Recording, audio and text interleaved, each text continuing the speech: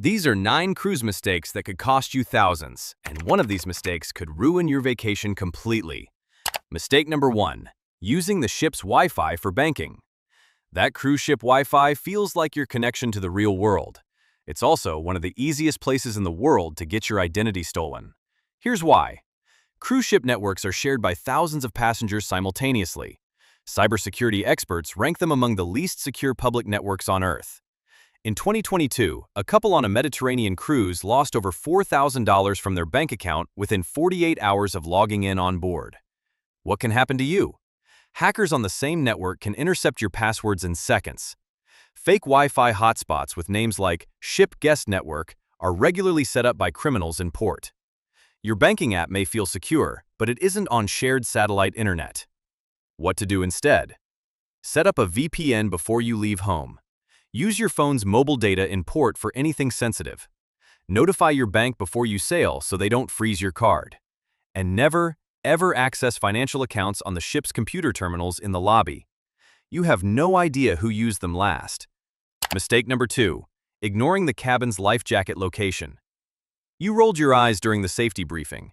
This mistake is different, and it could save your life at 3 in the morning. Here's the terrifying reality. In a real onboard emergency, passengers have an average of 4 to 7 minutes to reach their muster station. In darkness, with alarms sounding and hundreds of panicked people flooding narrow hallways, that is almost nothing. The Costa Concordia disaster in 2012 killed 32 people. Investigators found that many victims wasted critical minutes searching for their life jackets in the dark. The life jacket is almost always stored in the highest cabinet or under the bed. Those two locations vary by ship and by cabin class. What you must do the moment you enter your cabin. Open every overhead cabinet until you find it. Practice putting it on once. Time yourself. It should take under 20 seconds. Count the cabin doors between you and the nearest emergency exit because you may need to do it with your eyes closed. This takes 3 minutes and costs you nothing. Mistake number 3. Getting off at port without checking re-entry rules. You stepped off the ship for a quick look around. Now you're watching it sail away without you. This sounds dramatic until you realize it happens on nearly every single sailing. On a 7-day Caribbean cruise, an average of 2 to 4 passengers miss the ship at some point. The reasons are almost always the same. Underestimating travel time back to the port, a taxi that doesn't show up, a delayed excursion, getting caught in customs lines. What this costs you. A last-minute flight to the next port can run $800 to $2,500 depending on the destination. Hotel costs while you wait. Emergency travel insurance claims that take weeks to process. The rule that saves you every time. Set your phone alarm for 1 hour before all aboard time, not departure time. Photograph the ship's daily schedule card with your cabin number and the port agent's local phone number before you disembark. Know the exact dock address so any local driver can find it. And if you're even slightly unsure about getting back in time, stay on the ship. No excursion is worth what comes next.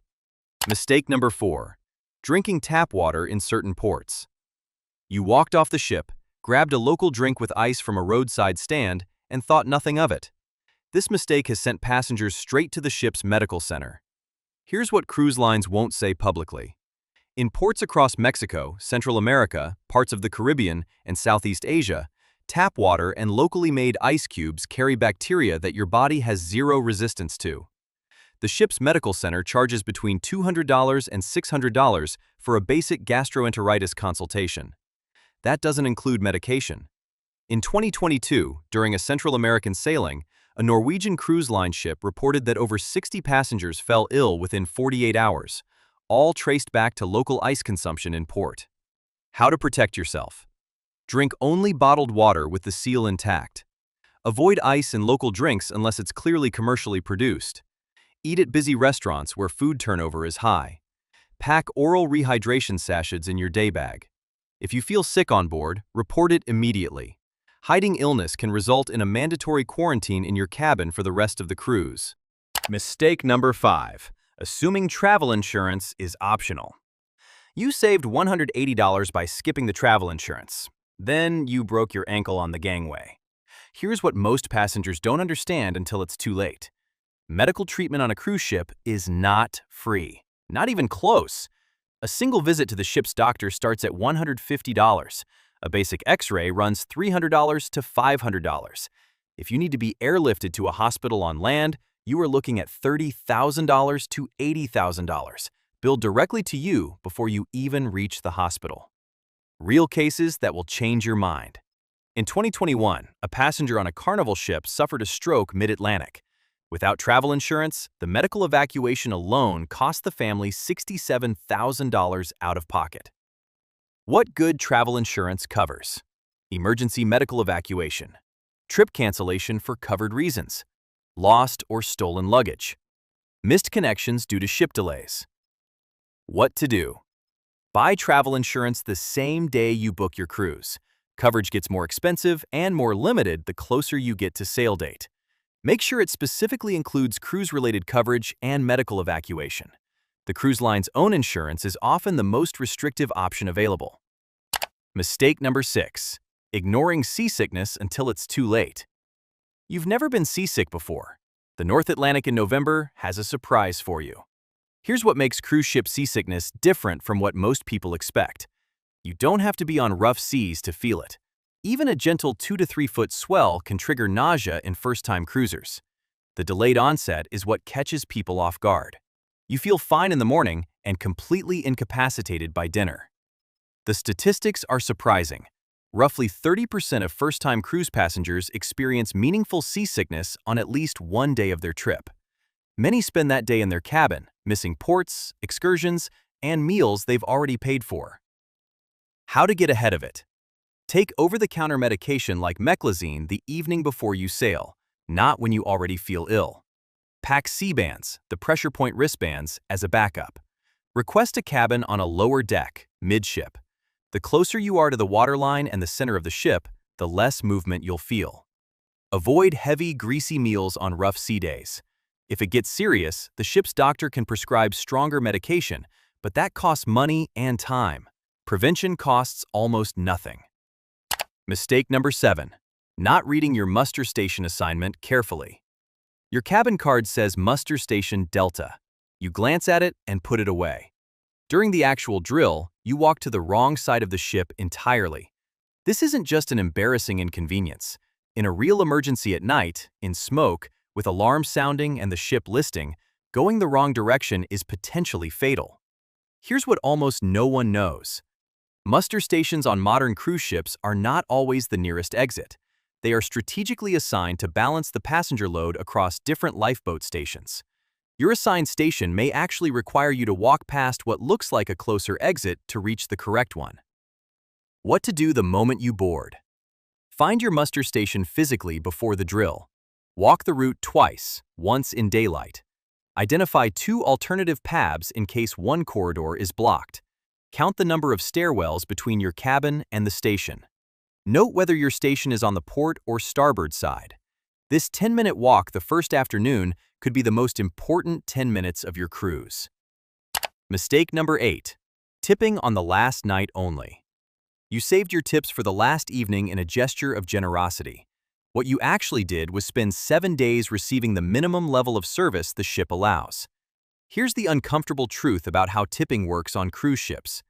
Cabin stewards, waitstaff, and bar staff remember who tips early. Not out of greed, but because of workload. A steward on a large ship can manage 17 to 20 cabins simultaneously. When they triage their morning, the guests who showed early appreciation move up the list. What you miss out on when you tip late. The good deck chairs that somehow appear near the pool. Ice in your cabin without asking. Extra toiletries stocked proactively. The noise complaint about your neighbor that actually gets passed along. How to do it right. Place $2 to $5 per night per person in an envelope on night 1. Write the steward's name on it.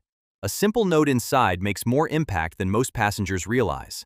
For dining room staff, the same applies on the first evening. You are not buying service.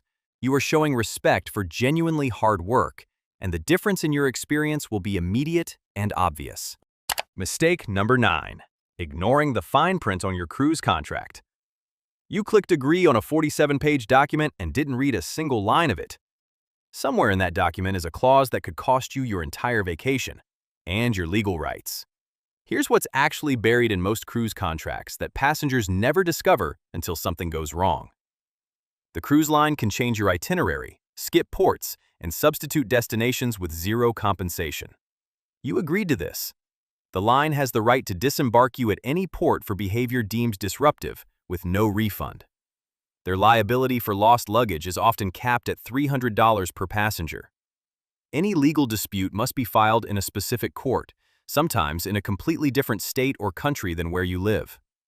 Medical decisions made on board, including evacuation, can be authorized without your explicit consent in an emergency. What you should actually do before you sail. Read the key sections: cancellation policy, liability limits, health and conduct clauses, and port change terms. Know your rights around itinerary changes.